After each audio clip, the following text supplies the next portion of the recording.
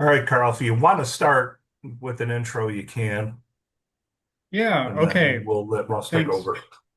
Thanks, Mick. All right. Well, we're very excited to have Ross Bradley with us tonight.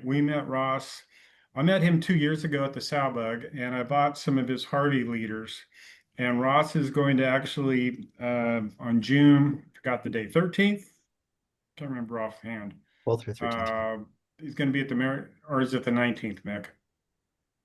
Uh, I think 19th. I'd have to look at my calendar real okay. quick. I'm sorry, my mind's a little bit distracted with You got it? being Yeah. So anyway, he's going to teach us how to do leader building at the American Legion.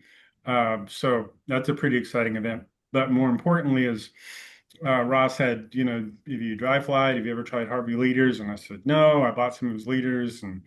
And Tony even saw me catch fish with his leaders. So I was hooked on that side of it. But then this year when we saw Ross at the Bug and I got to visiting with him and I said, oh, you're in St. Louis. I said, oh my gosh, we need to hook up with you and get connected. So I was very excited to meet him. And during the course of the Bug, of course, I was running back and forth, working on a few different things, and I'd stop by his table, and he was very busy working with his clients.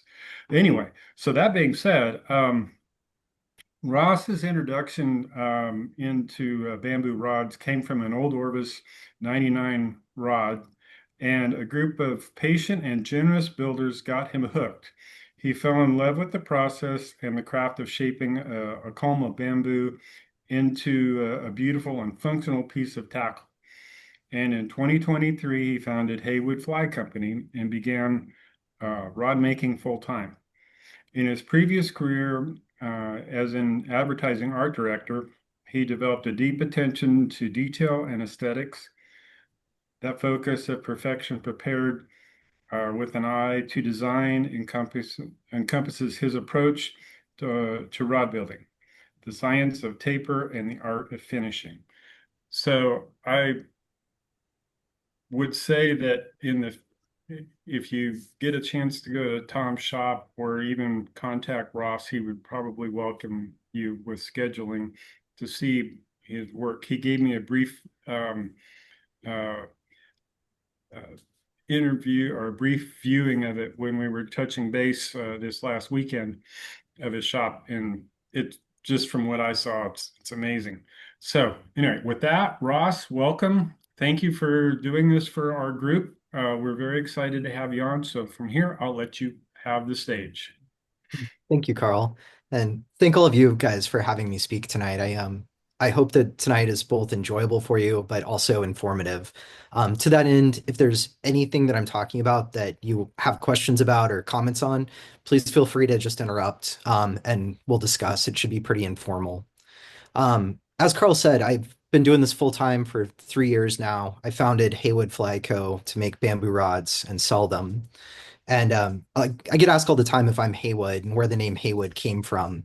Haywood was my great grandfather, John Haywood Bradley. He carried a 4-horse outboard in his trunk and fished every chance he got. So when I started selling rods, I thought it was appropriate I named the company after him. So I'm not Haywood, but my great grandfather was. Um, I'll take you guys through this presentation that I've put together. It's kind of structured in 3 parts. So first, we'll talk a little bit about the history of fly fishing and fly rods and how bamboo fits into that. Then I'll talk a little bit about why you would still choose to fish this technology from the 1800s when we have aerospace materials that are cheaper and more widely available for us now to make rods out of. And then we'll get into the rod building process. So I'll go ahead and share my screen and we'll jump into it. All right. So covered Haywood. So let's jump back to the 1400s. So in the 1400s, this is the first English written account of fly fishing we have. The first written account of fly fishing comes from the Romans in 200 AD. And it was talking about the Macedonians using feathers and thread on hooks to catch fish. But what's notable about this account from the 1400s is, and this was written by a woman named, she was a nun named Dame Juliana Berners. You might have heard of her. That's a great trivia question too for banquets and whatnot to know the answer to. But she wrote a book called The Book of St. Albans. And in that book, there's an essay called A Treatise on Fishing with the Angle. And she details not only how to tie flies and how to fish flies, but she also talks about rod building. It's kind of the first written account we have of fly rod building. And in those rods, they don't really didn't really resemble our modern fly rods. They were made out of wood, such as hazel, willow, or ash. They were turned on a lathe. They were actually pretty advanced for things from the 1400s. So they were hollow. They hollowed out the insides of them. Butt sections were able to store tips and mids. You wouldn't break them down often. You would do it at sort of the end of a season. But they were structured such that the sections would actually protect the more delicate tip sections. They also, unlike our modern fly rods, they didn't carry a reel, they didn't have guides. They were a lot like tenkara rods. The line was off the very end of the tip of the rod, and you would dap the fly to catch fish. So from there, we jump up a couple hundred years, and that's when we first see the introduction of bamboo. And now these bamboo rods don't resemble our modern rods. They're the butt sections these bamboo rods were just a culm of bamboo. This is a culm of bamboo. It's a grass.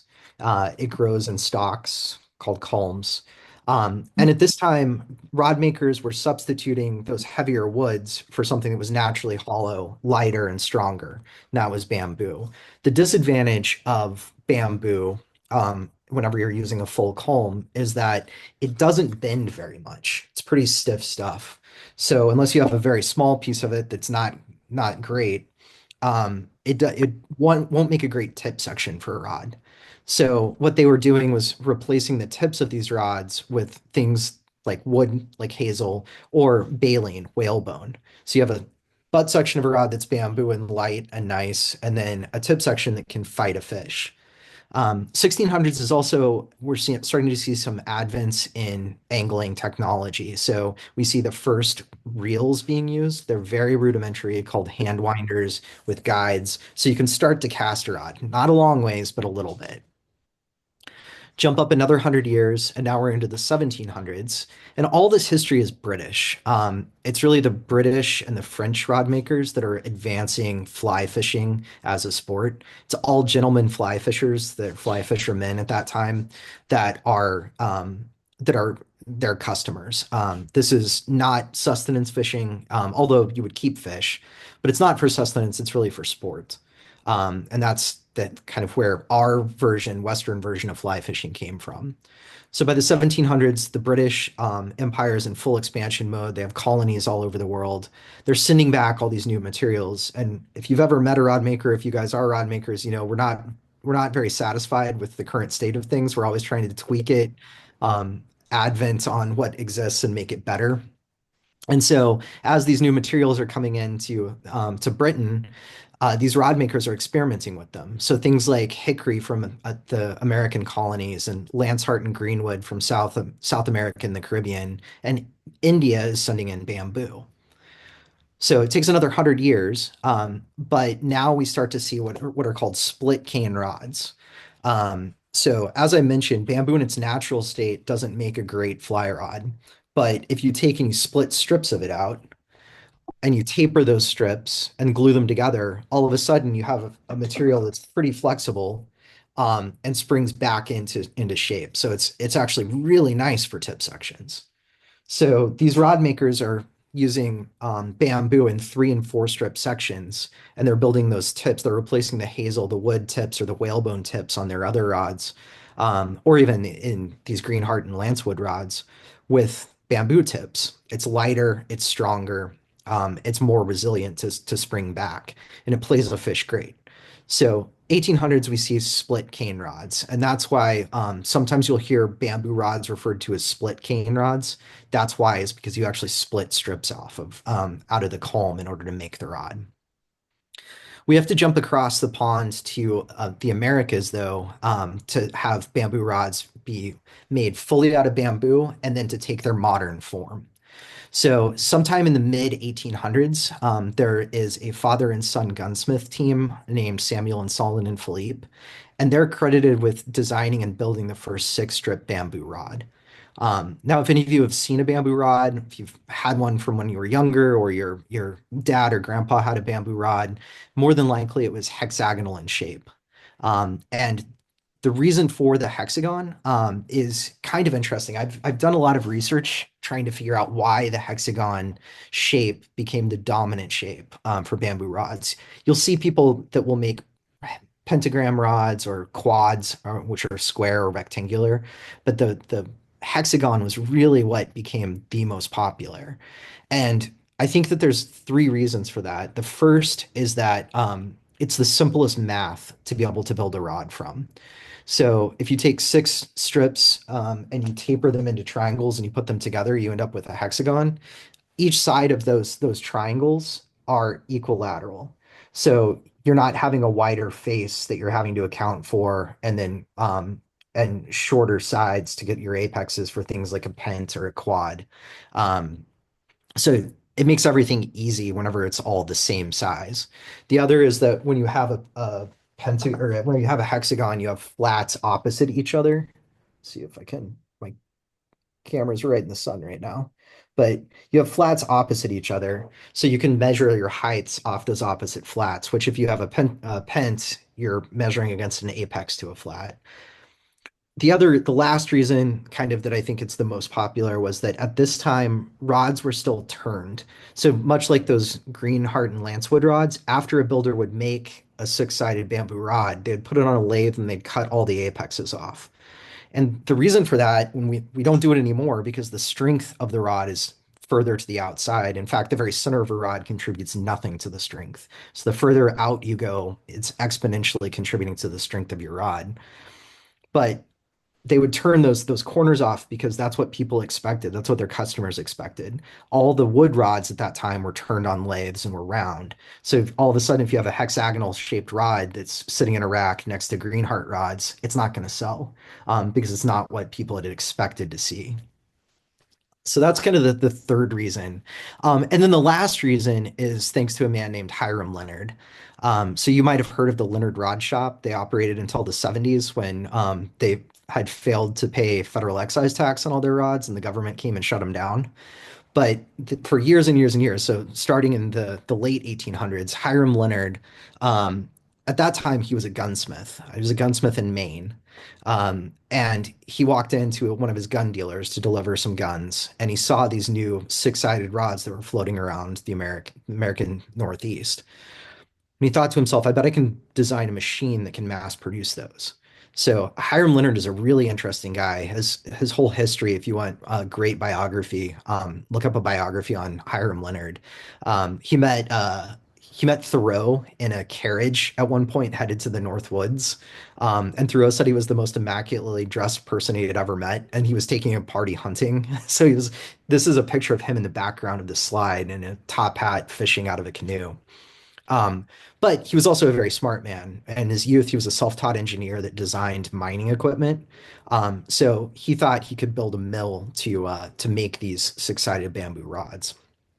So he goes home and talks with his son-in-law named Hiram Hawes, and the two of them design this mill. And it's a mill that can hold tolerances down to a thousandth of an inch. And that's still the tolerances that we hold as modern bamboo rod makers. Three thousandths of an inch variance in a tip section can mean that you've made a five weight when you thought you were making a four weight, or basically it can vary a line weight in a rod. So incredibly tight tolerances that his mill would hold. So they built this mill, they put it in a room. They were the only two people that were allowed in that room, but there's still a lot of hand process that's required to build a rod.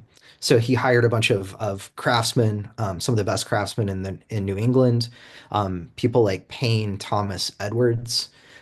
They eventually went on they figured out how to build their own mills. They went on to found their own companies. And it's thanks to those men that the modern rods, modern fly rods, as we kind of understand them, came into existence.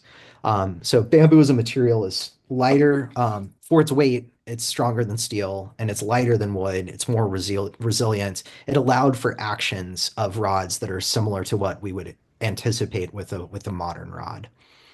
So bamboo kind of was the material that was used up until the 1940s and 50s.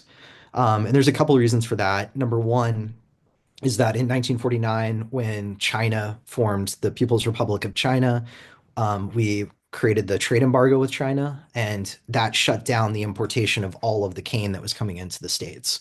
So while Indian bamboo was used originally, really Chinese bamboo, a species called Tonkin cane, its scientific name is Arundinaria amabilis, means the lovely reed, is what basically all bamboo rod makers used.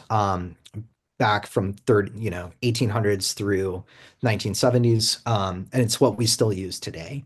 There's a German botanist who's actually experimenting with some wild-grown Vietnamese cane.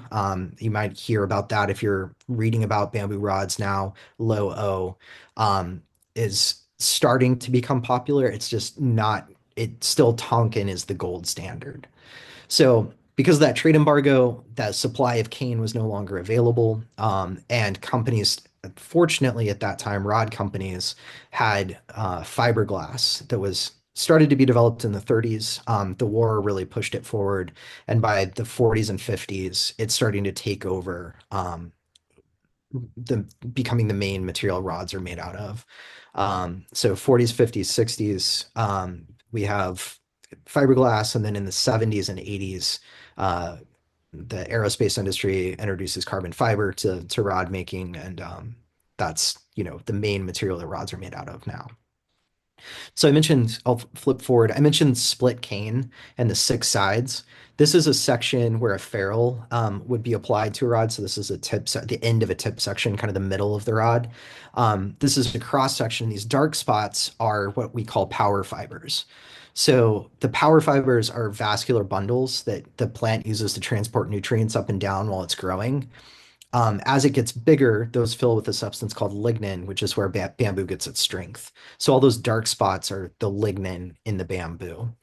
Um, Here's an overlay where you can see the tolerances in the six different strips that were put together to make this. So if you look really close, you can kind of identify those triangles. So we still maintain very, very tight tolerances.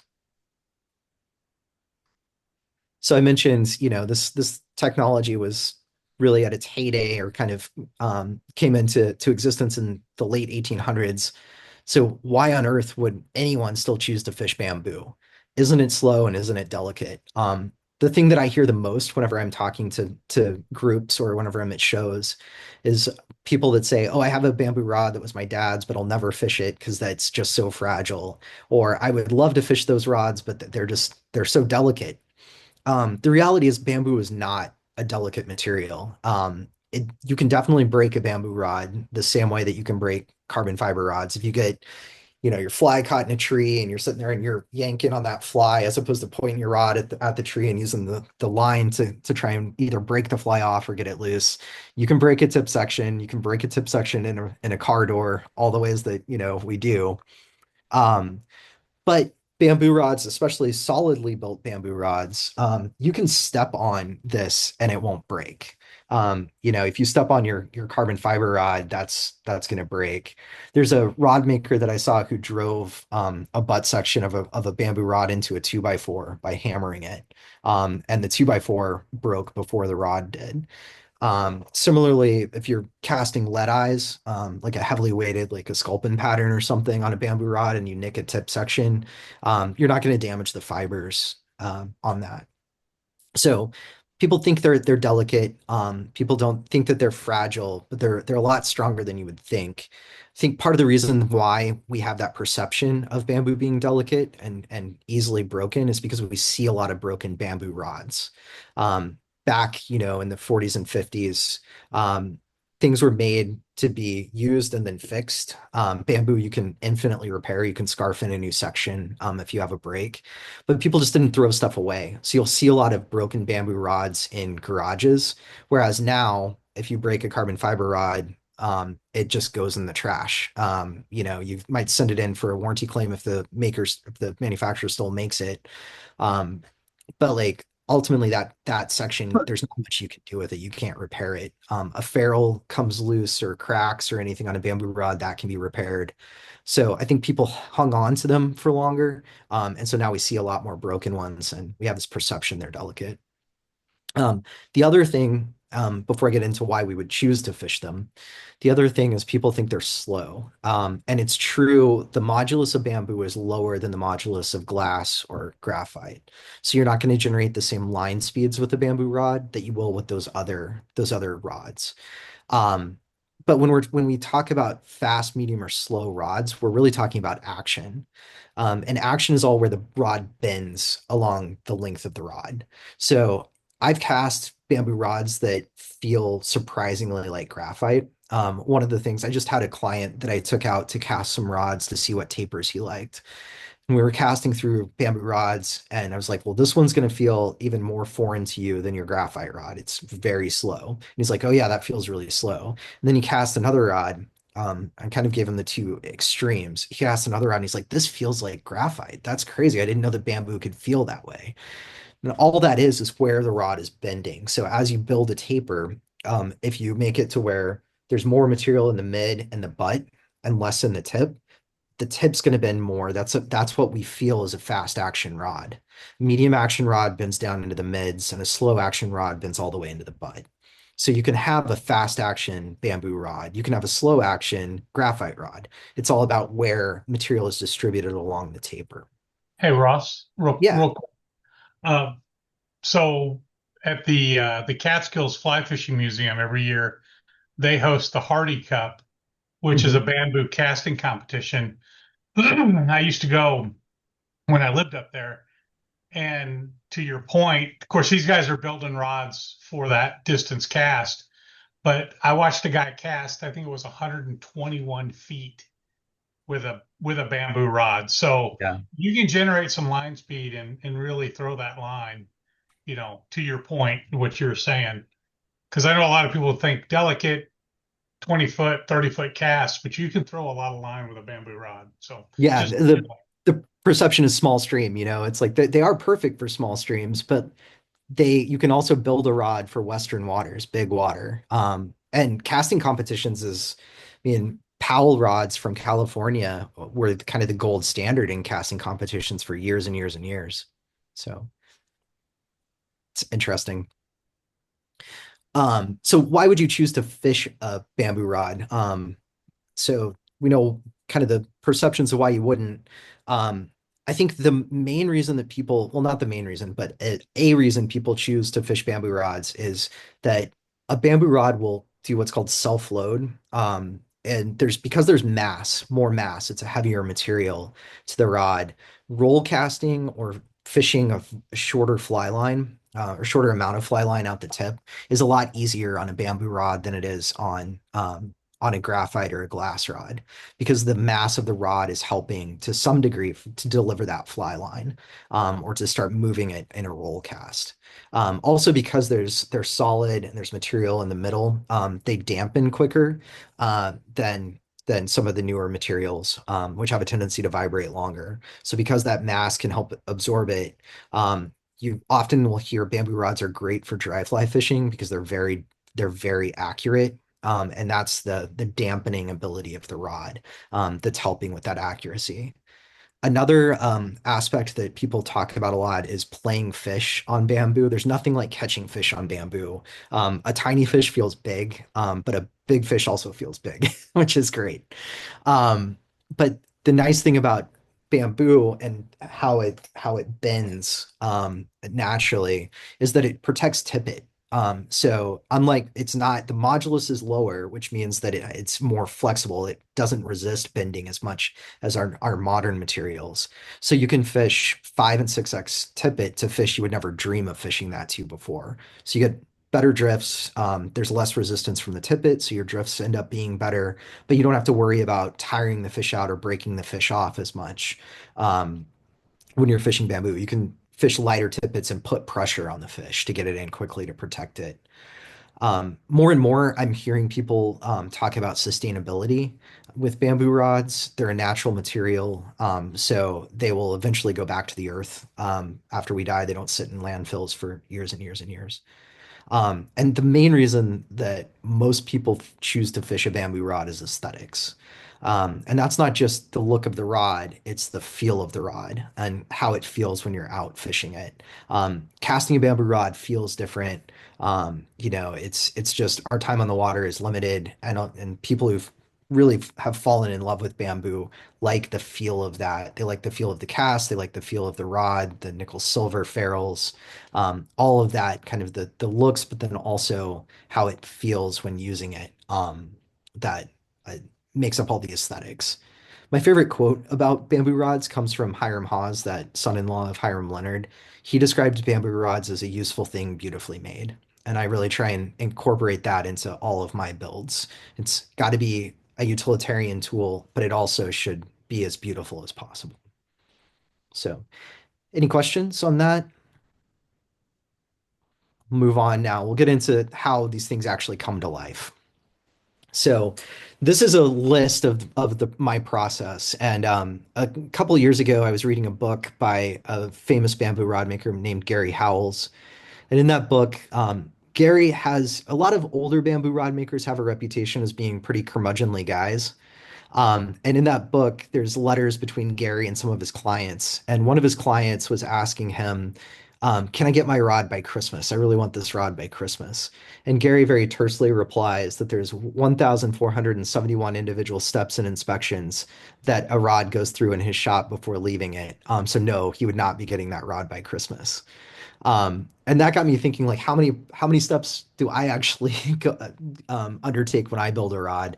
And I think Gary was being a little curmudgeonly. Even counting everything multiple times, I don't think you can get that high of a number. I think he's counting each individual thread wrap, each swipe of sandpaper, each time you turn the rod. For me, it's about 65 steps, and those steps are repeated multiple times, but it's about 65 steps to build a rod. It takes me anywhere between 80 to 100 hours to finish a rod on average. And that's because of the finishing and the level of attention to detail that I put into rods. You can build a rod in 40 hours, and people do. But it's just the quality of finish is what takes up that extra 40 to 60 hours. Um, there's another bamboo rod maker named Pika Gillum that he said, you're not buying a rod, you're buying 2 weeks of a man's life. I calculated the amount of time that it takes for me to walk when I'm planing or milling a rod, and it's 5 miles.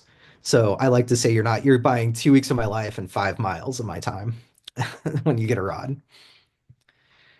So we'll jump into these steps, and I won't go through each in depth, but if you guys have any questions about a specific step, feel free to interrupt and ask. But you can't have a split cane rod unless you split a culm. So that's kind of the first step. There's a decision you have to make before you split, though, and that's, do you want the rod to be the natural color of the rod, or do you want it to be darker? And if you want it to be darker, you can actually do what's called flaming a rod. So to do that, you take a propane torch and you actually burn the culm. This is a very lightly flamed rod. That black rod that you were talking about, Mick, was very dark, very, very dark, like to the extreme of what I would do. You think you've ruined the culm, like you think you've just ruined the rod. But once you go and you scrape off all that outside, that's where it imparts that color. So in this case, this rod was flamed. It's kind of a light to medium flaming. You'll see files on the far left side, files next to that culm, and that area that the files are next to is called a node. Nodes are where leaves grow out of in the bamboo, and Everett Garrison described them as Job's gift to the rod maker. They are a pain because you have to file those nodes flat, you have to press them with heat. Ultimately, what you're trying to do is get one flat surface because we don't want a bunch of bumps in the rod when we finally make it. So first step is you can file at this stage, or you can leave them. I tend to leave them now. But then the way that I split is with a fro.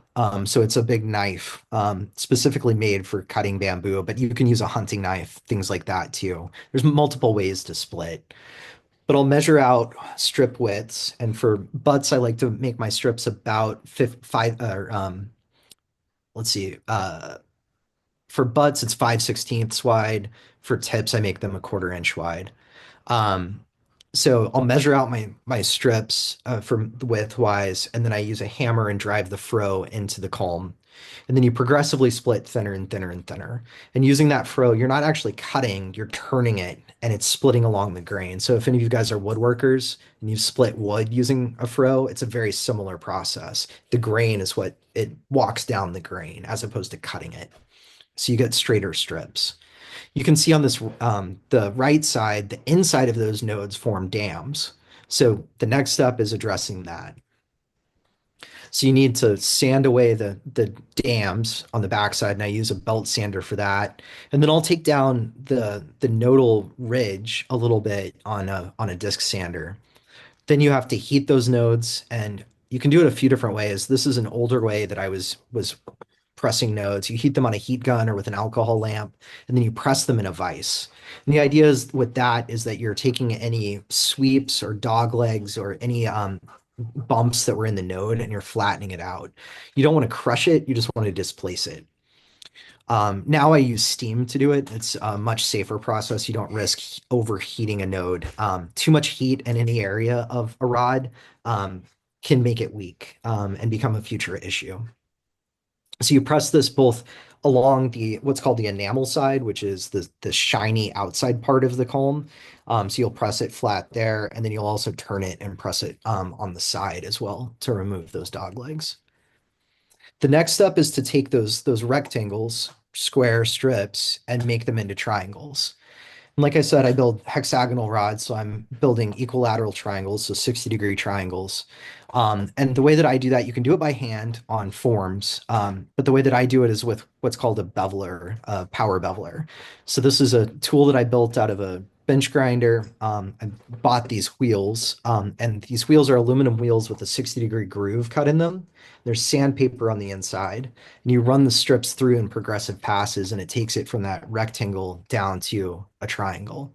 And you can get pretty accurate on your angles. They don't have to be dead on 60 at this point. It's just roughing, but you're shooting for as close as possible. So after I do that to all the strips, then it's time to heat treat them.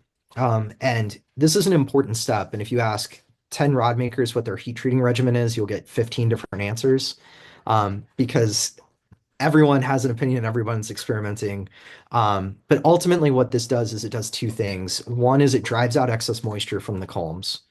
And the second thing it does is that those power fibers, the lignin in those power fibers, becomes malleable. Those cell walls become malleable and it passes through. So you distribute that lignin into more parts of the culm. And that helps reduce the rod from taking a set. So if you've seen a rod in a garage that's pretty old, it may have a permanent bend in a tip. Heat treating helps, it doesn't completely eliminate that, but it helps a rod not take a set as much. It also stiffens the rod, so it adds a little bit of modulus to the bamboo. So the sections get bound together. Then they're placed in an oven. In this case, this is a heat gun oven, and I heat treat around 375 for anywhere from 17 to 20 minutes. It varies with how much moisture is in the culm, and you smell it. It kind of smells like roasted grass meets baked bread. It's an interesting smell. But that's when you know that lignin has become liquid and is kind of starting to move. After that, the next step is to scrape off the outside of the culm. And this is kind of a fun part, especially if you flamed, because now you're starting to see the color of the bamboo. The white stripes in this are actually the power fibers. You try not to scrape into those as much as possible, but you're going to. You're going to have to take some of them as you get the bamboo nearly flat. You still can leave a little bit of a round, but like you're trying to get that edge flat. So now you've got strips, and I will say most bamboo rods and most bamboo rod makers will make rods with two tips. So you've got 6 strips for your butt and you have 12 strips for your tips. And the reason why the tradition for two tips. One is that if you alternate tips on each outing, you double the length of the rod before it takes a set. As a natural material, it will wear down eventually. Heat can correct that, but it still will always have a tendency to have that bend in it. So by alternating the tip sections, you end up doubling the life of the rod. And it takes a long time for a properly cared for rod to take a set. The other reason, and the reason that I like to tell people that I think it's the more romantic version of why two tips is when bamboo rods were first made back in the late 1800s, 1900s, 1910s. At that time, you're fishing with a silk line, you're fishing a gut leader, and you're a gentleman fisherman probably at this point. So you go out, you take your creel, you're catching some brook trout up in the headwaters. You harvest some of those brook trout for lunch, and by lunch, your fly line, since it's silk, is starting to sink. So you take it off your rod and your reel, and you loop it and hang it in a tree to dry. You fry up some of the fish, but you also switch your tip sections because originally those bamboo rods were made with hide glues. And those hide glues soften in the sun, and the tips would have a tendency the strips in the tip would slip against each other. So your tip has become weak and soft at this point. So to prevent that from happening, you would, after lunch, you'd switch your tip. Your fly line's now dry. You can redress it. Now you can go fish for the rest of the afternoon with a rod that's as nice as the one you came there with. So you've got all those strips, the 6 butts and the 12 tips. And now you get to really make a rod, because if you were to take those rough strips and glue them together, you'd have a hexagonal dowel that would be horrible as a rod. So now we do what's called imparting a taper. And tapers are the soul of a rod. And this is one of the reasons I really love bamboo, and why I really got into bamboo rod making is because you can customize tapers infinitely. To make different tapers, if you're building a glass or a graphite rod, you have to buy a different blank. And if you're trying to make your own tapers, then you have to have multiple mandrels and a bunch of expensive equipment that's just not accessible to kind of someone in their house like my shop is. But with bamboo, you can change the taper to suit not only the fish that someone's fishing for, like difference between trout and bass or carp.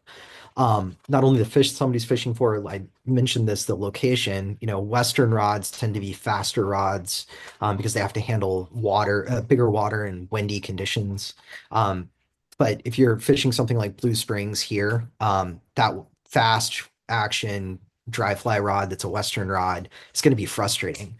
It's going to be harder to load the rod with a little bit of line out that you have for the room that's in Blue Springs. So you can taper, or you can customize it not only for fish, but for fishing locations, but you can also customize it for casting style. I mentioned that client that said this rod almost feels like graphite. He likes a faster action rod, so I'm able to kind of customize a rod taper for him, or choose a taper that I've designed that's a better suit for his actual casting style. It's a bit of a quicker style as opposed to a more relaxed, more fluid style that would fit a medium action or a slow action casting. So one of the reasons that I love bamboo. So bamboo, the taper is what's the soul of the rod. I've already mentioned as little as 3/1000ths in a tip section can vary a line weight. And we've already talked about fast and slow. These numbers down the right-hand side of this that are kind of ghosted, this is one of my tapers. You can see at station 0, so it's in 5-inch increments. So this is 92 inches is in, 8.5-foot rod, I think. I don't know off the top of my head. I would have to look. But basically, station 0 is the tip top, and that's 71/1000ths of an inch. So each of those strips back to back is 35.5 thousandths tall to make that 71/1000ths. So each of these dimensions represent 2 strips back to back. And where that material gets distributed determines on if it's a fast or a slow action rod. So how do we actually then impart that taper? There's a few different ways. Hiram Leonard made his mill that actually machined it for him. Most makers now that are hobby makers make on what are called planing forms. So these are cold rolled steel bars. They have a 60-degree groove cut in them, and they have push-pull screws on the edges that those two bars will open and close. And if you open it more, the bamboo nests further down in it, and hence you have more material you're leaving. You take a block plane and you run it across the top. So you set those tapers every 5 inches, and then you plane off bamboo, flipping the strip each time that you make a pass. So you'll plane one side with a block plane, you'll flip the strip over, plane the other side, flip it back, plane it until ultimately the bamboo or the plane is resting on the planing forms, and your bamboo is fully in that groove. And if you've done everything right, you'll now have a taper that matches what you intended. To begin with, you're hogging off a lot of material, 5 to 7 thousandths per pass. By the end, your shavings are down to 1/1000th of an inch. So you can see you take off, especially if you're not rough tapering, if you're just rough beveling your initial strips, depending upon how far down you take those, you take off a lot of material before you arrive at your final rod. So that's how I started building. Now I build on what's called a Morgan hand mill. So you can kind of see here, it's just a specialized hand plane. It has these two cutters that are carbide cutters that are set at 61.5 degrees. That could be 60 as well to get your angle, but it's an old woodworker's trick that if you undercut your angle slightly, when you glue everything together, you don't get glue lines. So Tom Morgan designed this, and he built the cutter heads at 61.5 degrees. So that this plane then rides down the bed that's on the left-hand side of this picture. So that bed is a 10-foot long bed. There's a plastic anvil that rests on the top, and then there's push-pull screws below it that raise and lower the bed. So the higher up that bed is, the more material you're taking off, the thinner the taper is. The lower it is, the less material you take off, and hence the thicker your rod is in that section.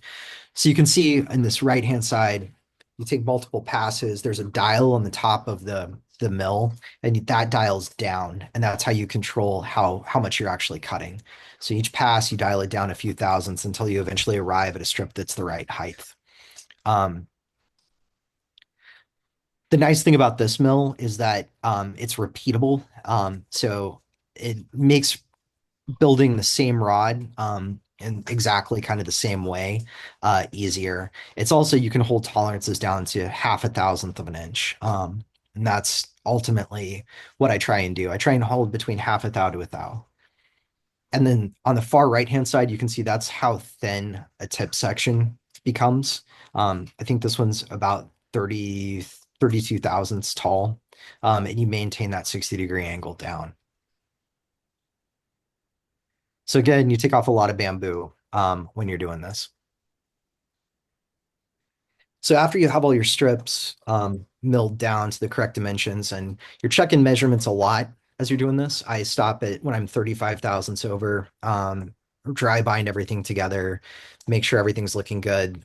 Then I stop again when I think I'm about 10 thousandths over, and then I take it down to the final point. So measuring multiple places on those strips starts to take a little bit of time, as you can tell. So you've taken all this effort to make sure all your dimensions are straight on. But then before you glue it, your rod together, you tape everything down, and then you take a hand plane and you run it down the apexes of the strips. And this, to me, especially starting out, was the most terrifying thing to do. You've spent so much time maintaining these angles perfectly and trying to make sure all your heights are right. Why on earth would you then take and run a plane down the apexes of the strips that you've spent so much work getting to be perfect? And the reason is I mentioned earlier that the very center of a rod contributes nothing to the strength. So really the center of this is not adding anything to your rod. All it's doing is, if your angles are off at all, will have a tendency to push a strip out and then give you a glue line. So an important step in bamboo rod making is to oh, no problem, Trent. An important step in bamboo rod making is to plane your apexes before you glue up, because then if you aren't perfect, your rod at least has a chance of turning out okay. And a common question I get asked a lot is, what glue do I use for bamboo rods? You can use tight bond 3.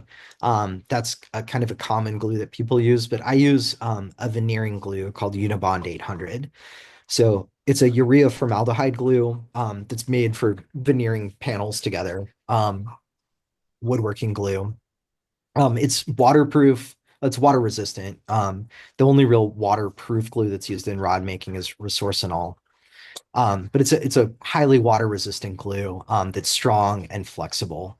It has great properties for rod making. So that glue gets brushed on the strips. The strips are then cut, rolled together using tape in order to get them into the hexagonal form. And then they're bound together with string to act as a clamp while it dries. So this is called a Garrison style binder. You run it through one direction, and then you take the rod section, put it back, and then you reverse the way that the drive belt, which is that thicker white thread is, and then you run it through again. And the idea with it is that it removes any twist that was put in from the first time. Overall, it works pretty well. Sometimes you'll have to correct for curves or twists that are put in by the binding process, and you try and do those before the rod dries. So right after this step, you would take and straighten it as much as possible. The rods then cure. So I put them in a heat cabinet that gets up to about 110 degrees, and I'll cure them for a day, and then I'll pull them out and take the string off, and you can see it does leave marks on the cane that all has to be sanded off. You have to do that very carefully because you've spent all this time making your taper correct. You don't want to take off more material than you intend. So once you have all your sections out, the next step is to ferrule the rod. And bamboo rods traditionally use nickel silver ferrules. Nickel silver is a sticky metal that doesn't gall. So that's why it was used for bamboo rod making. So ferrules, I buy my ferrules, but even if you buy ferrules, they aren't fitted. So the male slides are usually about 1/1000th of an inch bigger than the female slides. They have to be fitted together. And fitting bamboo ferrules is my least favorite part of the process. It is a pain. Harry Boyd, if any of you are familiar from the Cotter area may know his name. He was a bamboo rod maker down in Louisiana, but was very frequent on the White River. He says that you fit ferrules to the thickness of smoke.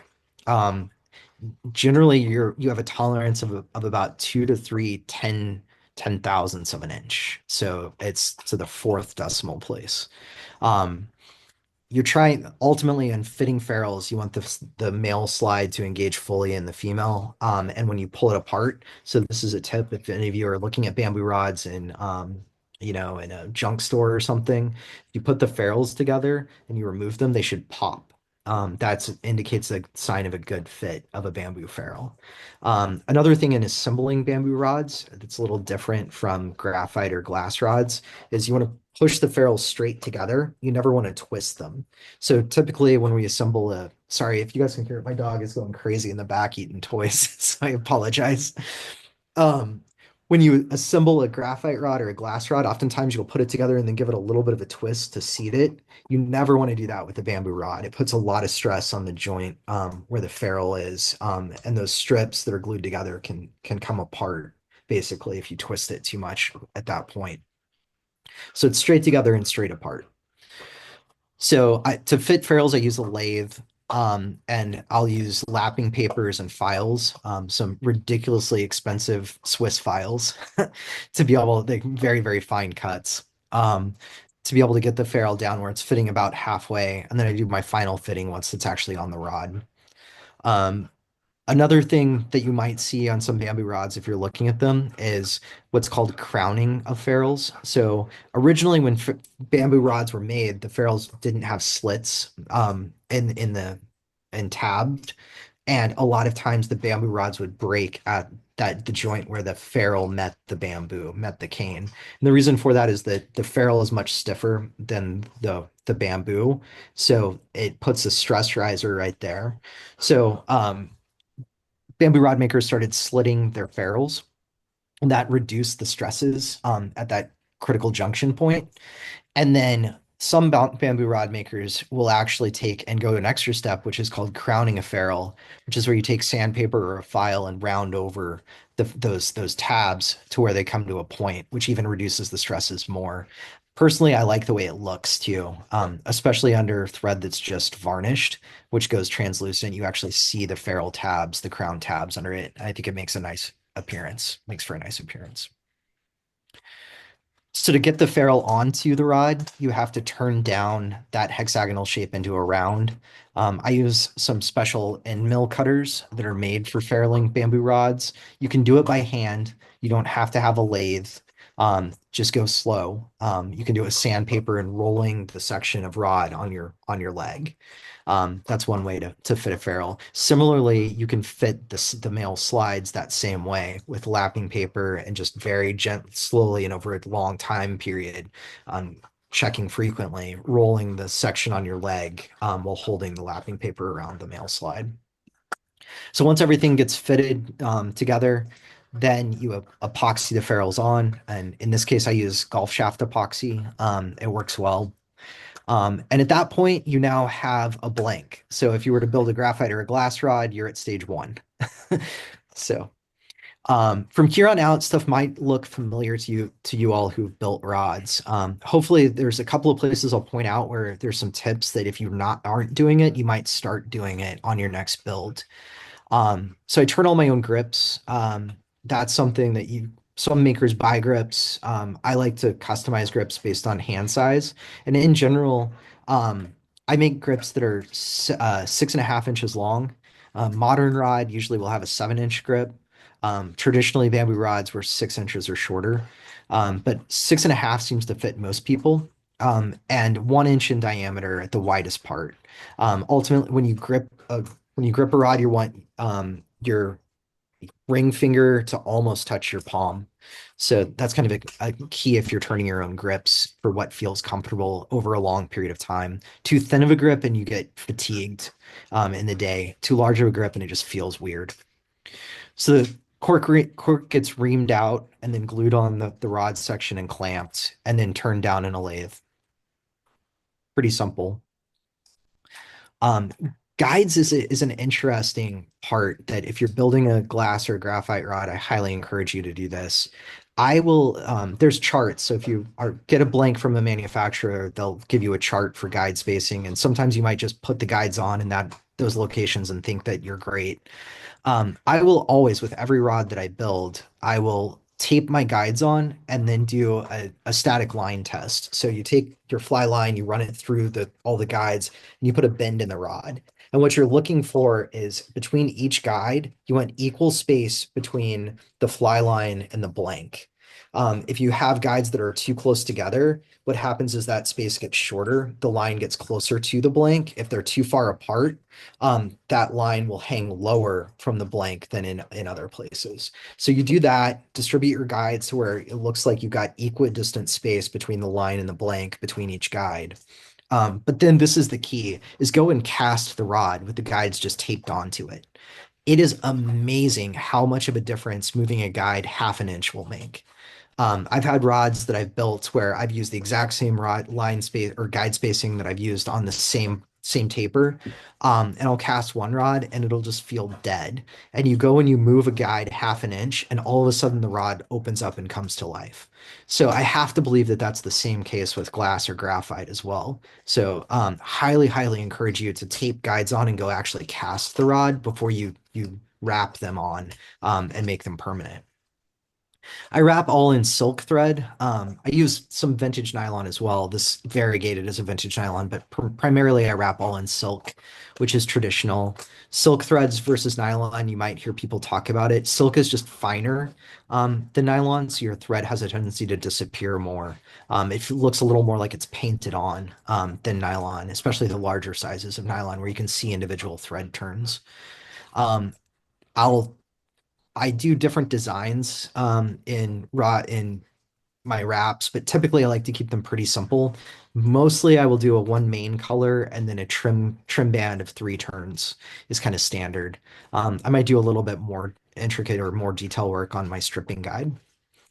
And then you can see the difference between the thread as it appears, before it has varnish and then after it has varnish. Varnish will darken thread. It also, as I mentioned, makes lighter threads go transparent, which you can use to your advantage in designing. So after that, I use usually I'll do 3 coats of a varnish mixed with a walnut alkali medium, which you can buy at art supply stores. I use that first because that helps eliminate bubbles and shimmers in your thread. So to make that, you just take equal parts walnut alkali medium to varnish, and you boil water and put your open capped, you put your bottle of that in a boiling pot of water and turn it off. Just let it come down to room temperature, leave it for a couple of days, then shake it, and then you can apply it. And that's a great tip for eliminating shimmers if you're not using epoxy.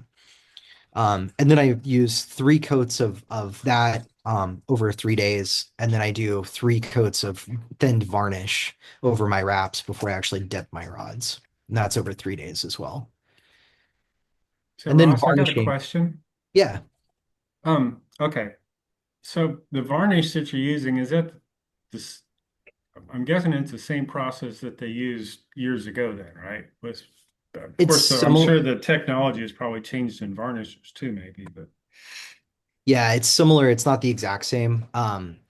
The varnishes now don't have the same VOCs that they did before. I use Epiphane's varnish. It's kind of one of the nicer varnishes that you can get.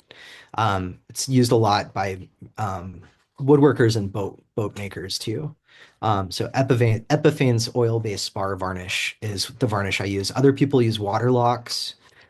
You can use a polyurethane varnish as well instead of oil if you want something that dries quicker. This varnish dries very slow. So I will, between dipping, before, so in this is the dipping process, although behind me, this cabinet is my current dip cabinet. This is what's called a drain tube. So the varnish is poured into a tube. There's a bucket at the bottom. You open a pipcock and the varnish drains out. The advantage with what I'm doing here, I'm actually drawing the rods out of tubes of varnish. And I've got skylights that this thing has to sit up in because I don't have space otherwise for it. But the rod gets drawn out, and I have a lot more control over the speed that it's drawn out versus this method of draining. Um, Once I do that, once I put a coat of varnish on it, I'll leave the rod for a week to cure. Because the oil-based spar dries so slow that if you sand it before it's cured, you'll end up gumming up the varnish and ruining it and having to sand it all off and start again, which is a horrible process. So it's better to like leave it a little bit longer and let it cure fully before sanding out any imperfections from that coat. And I'll put 3 coats on butts and 2 to 3 coats on tips. So it's about a month fully the process of varnishing. It's not active time, but it's just a long process before you can actually go and fish that rod, for instance. After it's varnished, it's put in a drying cabinet, and dust is the enemy. If any of you guys have built rods and epoxied, you know that when you're epoxying your guides, dust is absolutely horrible. So my cabinet, I actually draw out, and I'll leave my rods in the cabinet for a full day. It's to where the varnish isn't tacky anymore. It's not cured, but it's not tacky. And I have a positive air system, so I use an inline blower and a filter box and actually blow air into the cabinet to keep dust out of it. hmm. The very last step is to glue a reel seat on. This is the exact same process as if you've built a rod. I use U40 rod bond usually. You can use the golf shaft epoxy too, but if you use golf shaft epoxy, you're never getting it off. U40 is nice because it will come off with heat. So if you do something dumb, like put your butt cap on where it's not aligned to your stripping guide, you can hit it with a heat gun and turn it. Um, as opposed to if you're using something like JB Weld, it's on there and that's it. So after that, I make a rod tube and a rod sack for it. It goes in that, and then it gets shipped off to a client or fished. So that's the full process, and my process, at least, for building bamboo rods. Anybody have any questions? I'm sure they do, but I just want to first say thank you very much. I'm not ending this by any means, but I was amazed to I've learned so much about the process. I've seen some stuff, but I got to say I had no idea. I knew it was detailed, but that was impressive. Thank you very much. Yeah. No problem. Yeah, I Yeah. had no idea it took that long. That's amazing. Yeah, like I said, you can, I mean, there's classes that people go to, that you can do it in a week. But it's just to finish to a high level, is where all the extra time comes in. I think you said something about the glue was water resistant, which you rely on the varnish being waterproof, so you don't worry too much about the glue. The glue, it's one of those things that like if you left a rod submerged for months, the glue would eventually fail. But for regular fishing, it's not going to saturate it enough, even without the varnish for that glue to fail. It's the same way with like Type on 3 is water resistant. It's not waterproof. But you would have to leave the rod submerged for so long before you would damage the glue. So But the what, varnish is really used more for UV protection, than it is for protecting the glue nowadays. In the old days, whenever it was animal hide glues, the varnish or the shellacs really did help waterproof it. But now the varnish is really more for protecting UV from breaking down your thread and breaking down the fibers in the rods. okay.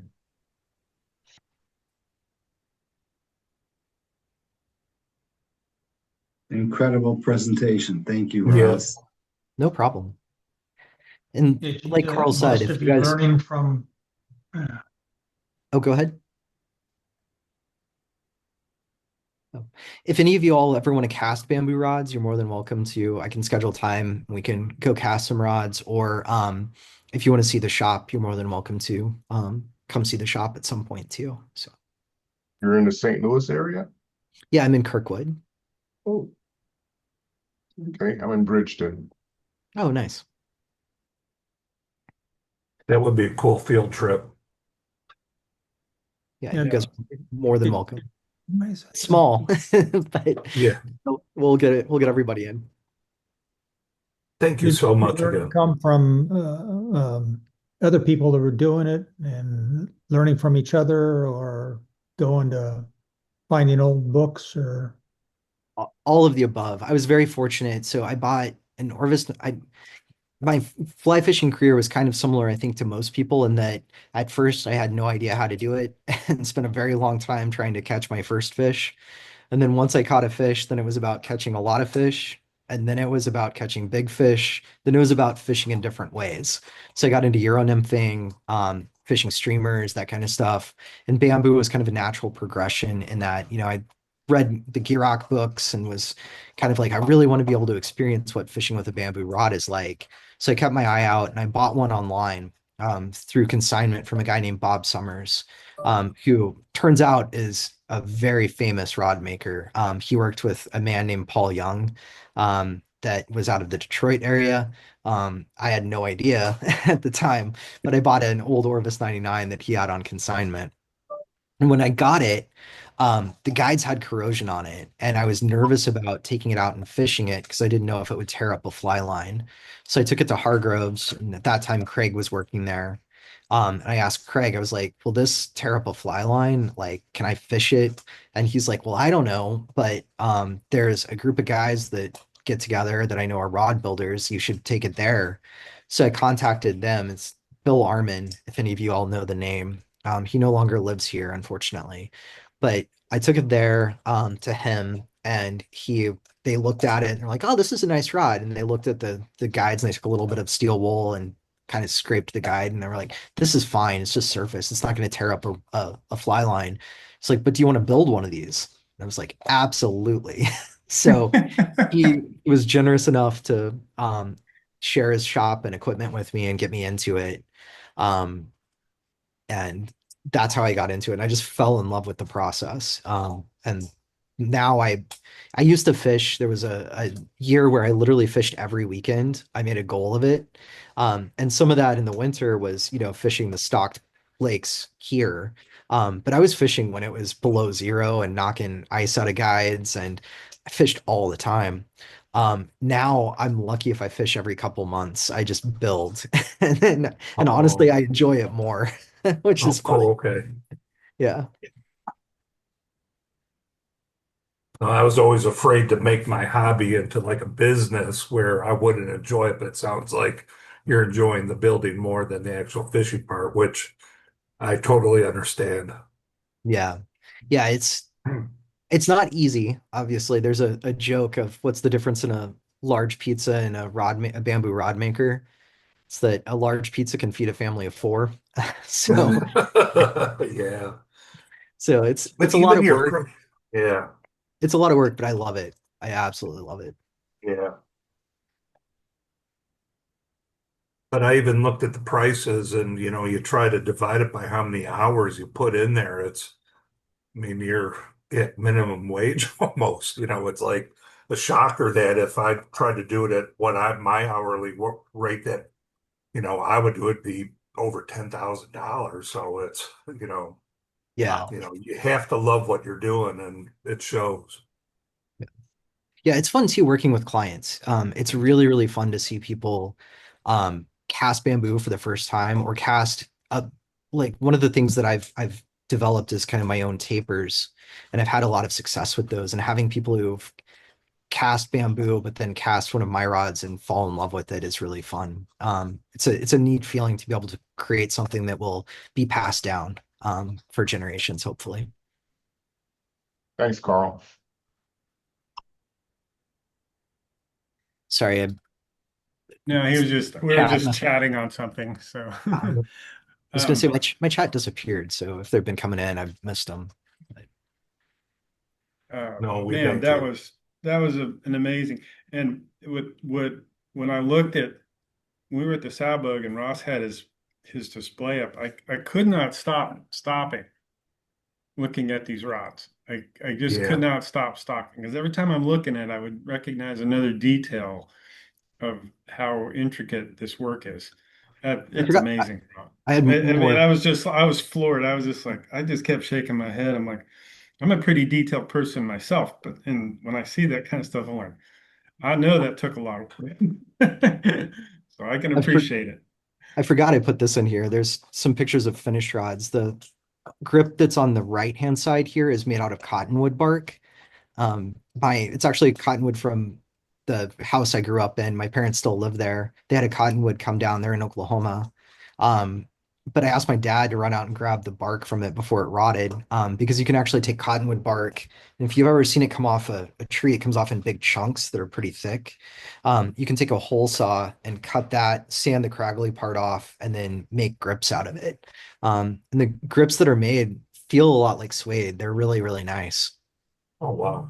But that's something that if you're rod makers and you haven't done it and you wanted to experiment with it, it's not a terribly hard process to make a grip out of it. The key though is that once you glue it, you do it the exact same way you do cork. So you take a like I said, a hole saw, sand the craggly bit off. I put it on a lathe and then square the ends. But if you don't have a lathe, you can do it just on a flat surface with some sandpaper.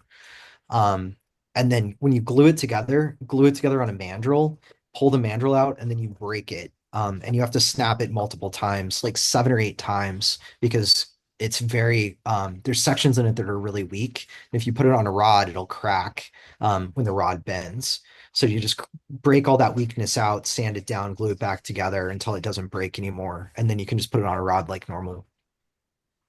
Wow. And then this guy off to the right hand side goes to back here. That's John Haywood. That was my great grandfather. Oh, nice. Yeah. So, and I have my information's here, and I don't expect anybody to order a rod. That's just what I put for clubs. But if you do end up ordering it, I'll give you a discount. So, Very anyway, cool. yeah, Well, we know your time is valuable, and I really appreciate your time. That was an amazing presentation. of course. You guys have a great night. Good luck on picking up the dog, Terry. Yeah, I made it to Rochelle, Illinois. Very Nice. good. Thank you. Yeah, I hope we can plan a field trip out to visit you. Absolutely. You guys are more than welcome to. So Thank I'll you. I'll see you guys again in June for when we do the leader The building. leaders, yep. And Yep, we could talk definitely. more on that. Yeah, because Yep, I would love awesome. to see that. All All right. right. Well, have a great night, Ross, Albert. thank you. Thank you all for Ross. tuning in. We'll call it an evening, and this was a great evening. Again, Ross, thank you, and hope everyone enjoyed it as much as I did. I did. So, yep. So, all right, Ross, we're going to let you go. You take care, and thanks for everyone, and have a great evening. All right. You You guys. too. Have a good night, Take care. everybody. See you. Hey, Bye-bye. Mick. Yes. We stop the Yeah. recording. I'll be going.